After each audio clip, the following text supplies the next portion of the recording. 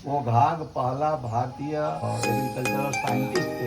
उत्तम खेती मध्यम बान नीति जाके भीख मिला। नक्षत्र में अगर साठी बोइएगा दुख मार निकाले लाठी। कि तुम लोग को बहुत साइंटिस्ट लोग होगा एग्रीकल्चर का, लेकिन हिंदुस्तान का सबसे पहला एग्रीकल्चरल साइंटिस्ट कौन है जानती हो? नहीं जानती हो? हिंदुस्तान का नहीं, वर्ल्ड का पहला एग्रीकल्चर साइंटिस्ट इंडिया का है। हम लोग को इस बात का गर्व होना चाहिए। उनका नाम था घाघ। सुनिए कभी घाघ का नाम? घाघ का मतलब अगर डिक्शनरी में जाओगी तो पता चलेगा कि चतुर, धूर्त को कहते हैं कि घाघ आदमी है। लेकिन यहाँ घाघ का मतलब है कि घाघ मतलब कोई भी चीज़ पर वो मास्टरी हासिल किए हुए। तो हमारा जो ये है, जिस घाघ के बारे में मैं बात कर रहा हूँ, वो घाघ पहला भारतीय एग्रीकल्चरल साइंटिस्ट थे। और उनका जितना कुछ कहावत है वो सब ऑब्जर्वेशंस पर निर्भर है। तो कृषि तो प्रधान देश है भारत, और जो उन्होंने कृषि को देखा आज से 500-1000 साल पहले घाघ हुए हैं। और उन्होंने जितना जितना कुछ लिखा है सब एग्रीकल्चर ऑपरेशन, सीजन, नक्षत्र वगैरह के बारे में ले लेके उन्होंने लिखा है। तो वो सोच लो कि आज के समय में मौसम को प्रिडिक्ट करने के बारे में तुमको बहुत तरह की साइंटिफिक सुविधाएं उपलब्ध हैं, सैटेलाइट वगैरह उपलब्ध है। उसके आधार पे आप करते हैं कि हाँ ऐसा बादल होगा तो मैंने बादल है तो पानी पड़ने की संभावना है। लेकिन उसके कविता में पढ़ोगी तो उसमें मिलेगा तुमको कि अगर ऐसा रंग का बादल होगा, काला बादल होगा तो क्या है, सफ़ेद बादल होगा तो क्या है, इस तरह का वो सब चीज़ उसमें मिलेगा। वो बता देगा कि पानी पड़ेगा कि नहीं पड़ेगा। इस ऑब्जर्वेशन पे वो बात बिल्कुल सही है। उनका एक वो कविता में तुमको मिलेगा कि अगर शुक्रवार के दिन बादल है और वो शनिचर तक छाया हुआ है तो अगर वो एतवार से पानी पड़ना शुरू हुआ तो 1 सप्ताह तक पानी पड़ेगा, समझ लो। उसके पहले वो तो ये अनुभव पर आधारित है, वो मिला हुआ चीज़ है। और ऐसे भी बहुत सा चीज़ है कि भाई कौन नक्षत्र में क्या आप रोपिएगा तो उसका रिजल्ट अच्छा आएगा या खराब आएगा, उसके बारे में उन्होंने बताया। तो सबसे पहला एक बहुत इम्पॉर्टेंट इंडिया में चलता है बात कि उनका लिखा हुआ है घाघ का, वो कृषि ऑपरेशन से मतलब रिलेटेड उनका कहावत है जो कवित के रूप में है, पोएट्री के रूप में है। एक चीज़ लिखते हैं, उत्तम खेती मध्यम बान निकृष्ट, उत्तम खेती मध्यम बान निकृष्ट चाकरी भीख निदान। इसका मतलब क्या है कि खेती जो है जितनी वृत्ति है, 4 तरह की वृत्ति बांटा है उन्होंने। कि एक तो खेती हुआ, एग्रीकल्चर ऑपरेशन, तो सबसे उत्तम प्रकृति का वृत्ति है। मध्यम प्रकृति का है जो बिजनेस है, व्यापार है, वाणिज्य है। और उसके बाद नौकरी है जो सबसे निचले स्तर का है, उससे भी अधम निकृष्ट जो है वो भीख मांगना है वृत्ति में। तो अब कहो कि एग्रीकल्चर कैसे बढ़िया हुआ, सबसे अच्छा कैसे हुआ? तो सोच लो कि अगर हम कोई भी एक लगाते हैं सीड, गेहूं का एक हम सीड लगाएंगे, धान का एक सीड लगाएंगे, उससे एक प्लांट निकलेगा तो उसमें कितना बीज होगा उत्पन्न। एक आम का सीड लगाएंगे तो पेड़ होगा तो उसमें कितना आम फलेगा। तो मान लो मोटा मोटी 1000 या 5000 से कम तो नहीं फलेगा एक बार में। फल में जाएंगे तो उसका लाइफ बहुत है, हर साल इतना इतना देगा, कितना साल तक देगा वो अलग मुद्दा है। लेकिन हम कहते हैं एक ही अगर फसल कर रहे हैं तो वो फसल मान लिया हम गेहूँ लगाए तो उसमें 5000 दाना आया, तो एक दाना अगर हम लगा के 5000 दाना प्राप्त कर रहे हैं तो ऐसा कौन सा ऑपरेशन है जिसमें कि आपका लागत से 5000 गुना ज़्यादा आपका रिटर्न देगा। तो कब तुम एग्रीकल्चर में पढ़ रही हो, बहुत से लोग इस पर रिसर्च करेंगे, पीएचडी लेंगे, तुम लोग भी जो भी है। लेकिन घाघ के बारे में तुमको नॉलेज होना चाहिए। तुम घाघ के बारे में पूरा उन्होंने जो कविता लिखा है ना वो तुम पढ़ो और उसका अध्ययन करो, और अपने वर्तमान जो तुम लोग की पढ़ाई लिखाई हो रही है उसमें कहाँ वो सटीक बैठ रहा है, कहाँ सटीक नहीं बैठ रहा है, कहाँ डिफरेंसेस आ रहा है, इसके आधार पर तुम एक अपना अलग से नोट बनाओ। हो सकता है इस पर तुम काम करोगी तो बाद में कभी रिसर्च करने में तब कहीं वो बहुत मटेरियल तुम्हारा काम में आ सकता है। जो गुणों पावे सन का डंठल खेत में छीट दीजिए। ये खाद है एक तरह से, मतलब सन का डंठल, सन एगो होता है, तुम तरफ होगा, लंबा लंबा पौधा होता है, पटुआ जिसको बोलते हैं, उसी को सन बोलते हैं। जाट जिसको जूट बोलते हैं, जूट का जो पौधा होता है उसको छीट दीजिए। तीनते लाभ चौगुनों का, जितना का उसमें खर्च आएगा आपको, यानी उसको जमीन में बेच दीजिए और उसको हल से जोत दीजिए, यानी उसी में खाद बन जाएगा, वो आपको चौगुना लाभ देगा। जितना का कॉस्ट आएगा उससे ज़्यादा आपको रिटर्न बने, उतना ज़्यादा फसल आपका बढ़ जाएगा। गोबर मैला नीम की खल्ली, या से खेत दूनी फली, मैंने सब उसी के बारे में है, सब चीज वैसे ही है। वही किसानों में है पूरा, जो छोड़े हड्डी का चूरा, बोन का देते हैं ना आप, वो भी यही लिखा है। छोड़े खाद जोत गहराई, फिर खेती का मजा दिखाई। हाँ, 100 की जोत 50 जोते, ऊंच के बांधे बारी, जो 50 का 100 न तूले, देव घाघ को गारी। तो यहाँ तक बोला है कि अगर ये सब हम जो कर रहे नहीं होगा तो आप भाग को जितना गाली देना है। नहीं बोलता है कि हम वो कर रहे नहीं हुआ तो मेरे नाम से कुत्ता पोस लीजिएगा। तो वही बात है, ये बोलता है 100 की जोत 50 जोते, ऊंचे के बांधे बारी, जो 50 का 100 न तूले, देव घाघ को गारी। घाघ जो है उनको गाली दीजिए। सावन मास बड़े पुरवैया, बछवा बेच लेहू धेनु गैया। सावन मास में अगर पुरवैया बह रहा है, हवा, सावन का महीना है, पुरवैया बह रहा है, तो बछवा को बेच दीजिए। बछवा मतलब क्या हो गया, बैल को बेच दीजिए, उसमें हल जोतने वाला काम नहीं होगा खेती इस बार का। और तब धेनु गाय ले लीजिए, यानी डेयरी में शिफ्ट हो जाइए।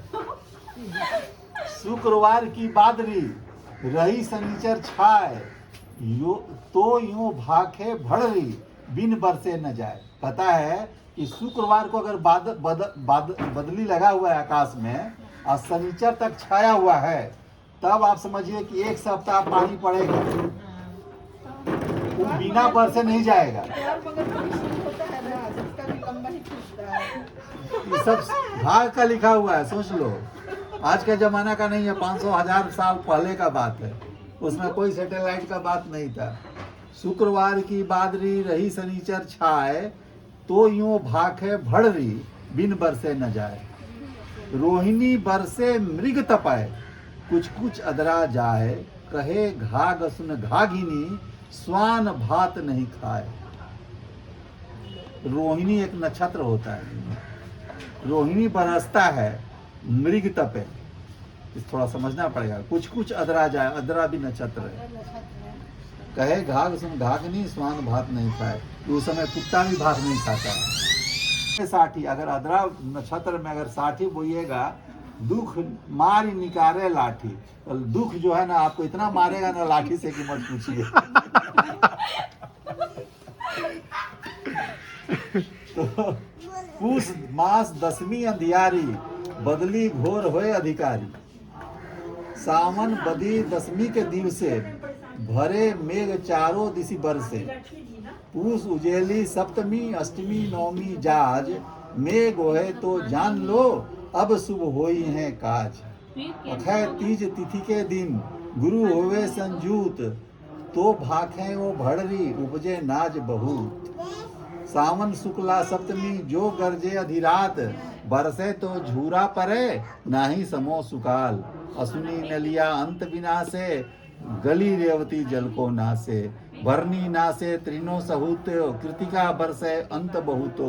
यानी सब कृषि ऑपरेशन पर आधारित इनका सारा कविता है, और ये मौसम वैज्ञानिक के रूप में, क्योंकि वो जो चीज़ कहे हैं वो उनके ऑब्जर्वेशंस पर है आधारित। तो अब सोच लो इनका महत्व। एग्रीकल्चर पढ़ रही हो, जितना डॉक्टरेट लोग कर ले, तुलसीदास तो कोनो स्कूल कॉलेज में नहीं गए थे, और उनका रामचरितमानस में कितना लोग डॉक्टरेट कर लिया, डॉक्टर बन गया। सूरदास कभी स्कूल नहीं गए, लेकिन उन पर डॉक्टरेट कर लिया लोग। सुगनी साहू का नाम सुनी है? जयशंकर प्रसाद का नाम सुनी है? उन्हीं का नाम सुगनी साहू था। और वो लिखते थे तो अपना लिखा, उसमें अच्छा नाम है उनका जयशंकर प्रसाद नाम था, 8वां तक पढ़े थे। और धनिया हल्दी सरसों बेचते थे। और कामायनी लिखे, आज तक कामायनी में कितना लोग डॉक्टरेट कर लिया, अभी अभी भी पीएचडी करिए रहा है कामायनी पर। हाँ? तो कहने का तात्पर्य यह है कि स्कोप है, अपना मेधा शक्ति का यूज कीजिए, आगे बढ़िए और कुछ तैयारी कीजिए। सोचना नहीं है। यंग बच्चों को बड़े बूढ़ों के साथ क्यों बैठना चाहिए, इस कहानी के जरिए जानते हैं। दादा लोग बहुत परेशान, तो गया रिक्वेस्ट लेके लड़की वाला के यहाँ, तो लड़की वाला बैठ तुम्हारे यहाँ शादी करेंगे, तो नहीं मान रहा था। ये लोग बहुत रिक्वेस्ट किया तो बोला ठीक है, एक शर्त पे शादी करेंगे, तुम बारात लेके आएगा उसमें कोई बूढ़ा आदमी नहीं होना चाहिए। अच्छा इसमें क्या बात है भाई, चलो ऐसे ही चलते हैं, उसमें बात मान लेते हैं, शादी तो कम से कम लड़का जहाँ चाहता है वहाँ हो जाएगा। तो लोग हाँ करके चला आया। अब आया घर में तो हुआ कि अरे ये कैसे होगा, इस शर्त पे कैसे होगा। दादा अलग खिसियाने लगा, नाना उधर से बोले नाना का मतलब है ना ना, हाँ हम तो जेबे करेंगे, ना ना भाई हम तो जेबे करेंगे। तो अब नाना को कौन मना करेगा भाई। हाँ तो नाना को बारात में जाने के लिए हो गया, बोला हम जाएंगे, तुम लोग कैसे हो ले जाओ, छुपा के ले जाओ, मेरे को कार का डिक्की में बैठा के ले जाओ, बक्सा में बंद करके ले जाओ, मौनी में बंद करके ले जाओ, लेकिन हमको जाना है। उसी तरीके से बारात में बूढ़ा आदमी को छुपा के लोग ले गया। जब वहाँ पहुँचा तो बोला कि लड़की वाला आया, बोला कि भाई हम तो आ गए हैं बारात, देखिए कोई बूढ़ा आदमी नहीं आया, शादी का विधि आप शुरू कीजिए। तो बोला कि ठीक है आप आए हैं तो फिर भी मेरा एक शर्त है। और अरे फिर और एक शर्त, बोला हाँ तो क्या शर्त है। तो बोला कि शर्त ये है कि ये जो नदी है ना इसमें दूध बहना चाहिए, आप दूध बहा दीजिए इसमें, तब हम शादी करेंगे। अब लोग तो परेशान कि इसमें दूध कैसे, इसमें ही होगा भाई, नदी में दूध कैसे बहेगा, बहुत परेशान। तब बोला कि क्या होगा, तो अब परेशान हो गया। अब सोचा कि अब तो शादी होबे नहीं करेगा, तो सब परेशान है, चलो अब शादी होती है यहाँ नहीं होगा, ये तो अब ऐसा ऐसा शर्त रख दिया है। तो जहाँ बूढ़ा को छुपाया हुआ था नाना को, और नाना चलिए अब छुपने का क्या बात है, चलिए बाहर निकलिए चलते हैं, अब क्या बात है, अब तो शादी यहाँ होगा ही नहीं। बोले क्या हो गया, नाना बोला क्या हो गया। तो बोला देखिए ना ऐसा बोल रहा है कि नदी है उसमें दूध बहा दीजिए। तो बोला दूध कैसे बहेगा, बोले तुम लोग इतना छोटा सा बात पे तुम लोग इतना कर रहा है, इसमें क्या बात है, दूध बहेगा।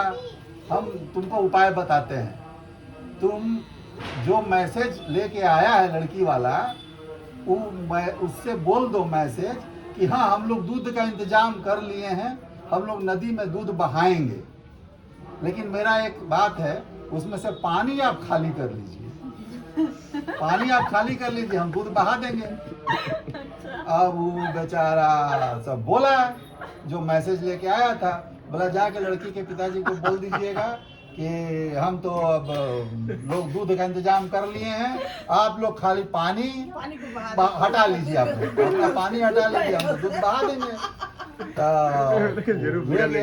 ले गया। अब तो समझ लो कि अब वो पता चला लड़की के पिताजी को, तो बोला ना इसमें जरूर बूढ़ा आदमी आया है।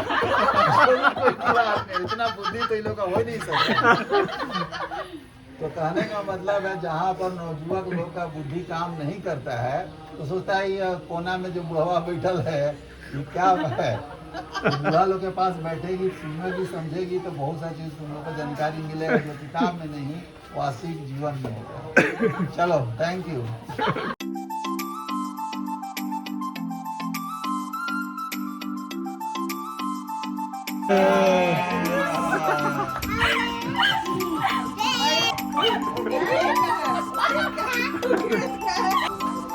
ठीक है, thank you, all the best, bye bye.